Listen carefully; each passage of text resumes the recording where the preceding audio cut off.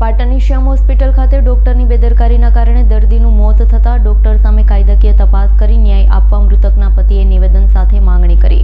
દર્દીને સારણગાંઠના ઓપરેશન અર્થે પાટણની શ્યામ હોસ્પિટલ ડોક્ટર મુકુંદ પટેલને ત્યાં દર્દીને લાવેલા, જ્યાં ડોક્ટરની બેદરકારીને લઈ દર્દીનું મૃત્યુ થયું છે તેવો પરિવારજનોએ આક્ષેપ લગાવ્યો છે। દર્દીના ઓપરેશન બાદ દર્દી મોતને ભેટ્યા। ડોક્ટર મુકુંદ પટેલ દર્દીના વિઝિટમાં આવ્યા જ નથી તેમજ દર્દીને જોઈતી સારવાર આપવામાં આવી ન હોવાના મૃતક રમીલાબેનના પતિ સહિત ભાણેજ ભૂરાભાઈ સાધુ આક્ષેપ કર્યા છે। આયુષ્માન કાર્ડમાં ડોક્ટર ગેરંટી લેવાની ના પાડી પ્રાઇવેટ રીતે દવા કરાવશો તો ગેરંટી લઉં તેવું ડોક્ટર મુકુંદ પટેલ બોલ્યા હોવાના પણ આક્ષેપ પરિવારજનો દ્વારા કરવામાં આવ્યા છે। મૃતકના પરિવારજનોએ કહ્યું કે અમારું પેશન્ટ પાછું આપો અથવા તો તંત્ર અમને ન્યાય આપે અને આવા તબીબો સામે કાયદાકીય સજા થાય તેવી માંગણી પરિવારજનોએ કરી છે। રમીલાબેન કનૈયાલાલ સાધુ મારા ધર્મપત્ની છે। તારીખ 1/4/2025 રોજ દવાખાનામાં દાખલ કરેલા હતા। એના કેસ ફેલ થતા અમે ડૉક્ટરને કીધું તો ડૉક્ટર પણ હાજર આવતા નહીં અને ત્યાં આવીને કોઈ તપાસ કરતા નહીં। શું તકલીફ થઈ? એને તકલીફ હતી પેટમાં દુખાવાની, એનું ઓપરેશન કરાયું હતું। પહેલું ડૉક્ટર કે મા કાર્ડમાં થઈ જશે, આયુષ્માન કાર્ડમાં, અને પછી આયુષ્માન કાર્ડમાં કરેલીને અમારા કાંથી એને પૈસા પણ આવ્યા છે। બેન એક્સપાયર થઈ ગયા? બેન એક્સપાયર થઈ ગયા। માંગણી શું? પોલીસ ફરિયાદ? હા, અમે પોલીસ ફરિયાદ નોંધાવી બી ડિવિઝનમાં, પાટણ બી ડિવિઝનમાં। શું માંગણી તમારી? અમારે અહીંયાને સજા થવી પડે। શું નામ તમારું? સાધુ કનૈયાલાલ રઘુરામ।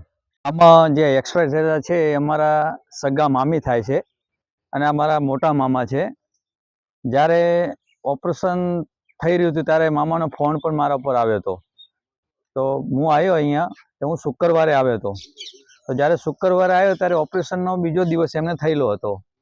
તો એ દિવસે 11 વાગે એમને શ્વાસની તકલીફ પડતી હતી, પણ શ્વાસની તકલીફ પડે કમ્પાઉન્ડરને મેં બોલાયા હતા અને કમ્પાઉન્ડર આવ્યા પછી બેનને ઊભા કર્યા પછી શ્વાસની તકલીફ થોડીક સારી થઈ, પણ એ વખતે રિઝલ્ટ શુક્રવારથી જ બગડી ગયેલું હતું।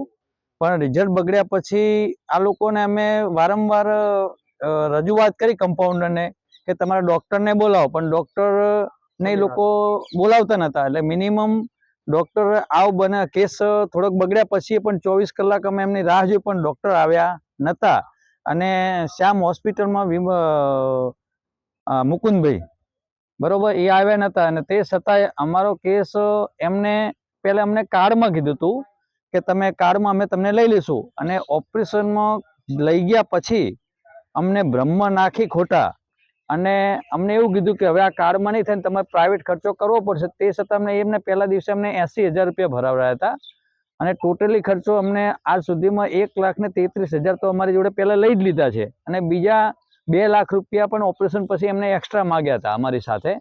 પણ એ ઓપરેશન પછી એમને આવું કેસ બન્યો એટલે અત્યારે એમને ખાનગી પેટેમાં જો પૈસા માગે, પણ અમારી જો અત્યારે હતા મેં અમારું દર્દી સાજું થાય મેં પણ પૈસા આપશું આવી અમે નહીં। મેં સાહેબ અમારો કેસ તમે બગાડ્યો છે અને આ કેસને તમે હાથે કરીને અમારું જે અમે સાજું માણસ આપ્યું હતું, અને અમને જ્યારે છેલ્લા 3 દિવસમાં એમને મૃતદેહ દાખલ કરી અને અમને આ દર્દી અમને પાછું આપ્યું, અને પછી અમને વારંવાર છેલ્લા દિવસે કાલે સાંજે 5-1 વાગે અમને ત્યાં ડૉક્ટર 6 વાગે આવ્યા, અને 6 વાગે ડૉક્ટર આવ્યા પછી અમને એવું કીધું આ લોકોએ કે અંદર એસોસિએશન અમારા બધા વકીલો લડશે, એમાં તમારે જે કાયદેસરની કાર્યવાહી કરવી હોય તો કરો, એટલું અમને પહેલાં કીધું।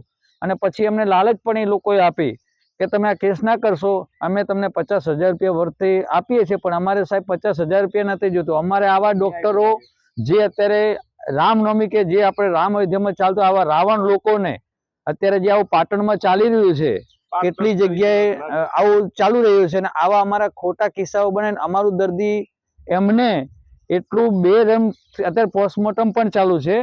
અમે કાલે સાંજના 7 વાગ્યાના અહીંયા લઈને પોસ્ટમોર્ટમમાં આવ્યા છીએ। શું માંગણી છે? અમારી માંગણી એવી છે કે આવા ડૉક્ટરોને એમનું લાયસન્સ રદ થવું જોઈએ, એમનું દવાખાનું બંધ થવું જોઈએ। આવા ડૉક્ટરોને અમે બીજા ડૉક્ટર પાસે સારા ડૉક્ટરો મોકલવા પડે, આવા ડૉક્ટર મારે જોતા નહીં। આમનું લાયસન્સ કાયદેસરનું રદ થવું જોઈએ સાહેબ, એવી અમારી। શું નામ તમારું? મારું શંખેશ્વર ઉત્તમભાઈ મણીલાલ સાધુ ઉર્ફે ભૂરાભાઈ। સંજીવ રાજપૂત સાથે અનિલ રામાનુજનો રિપોર્ટ, S9 ન્યૂઝ પાટણ। અમારી તમામ માહિતીથી અપડેટ રહેવા માટે જોડાયેલા રહો S9 ન્યૂઝ સાથે।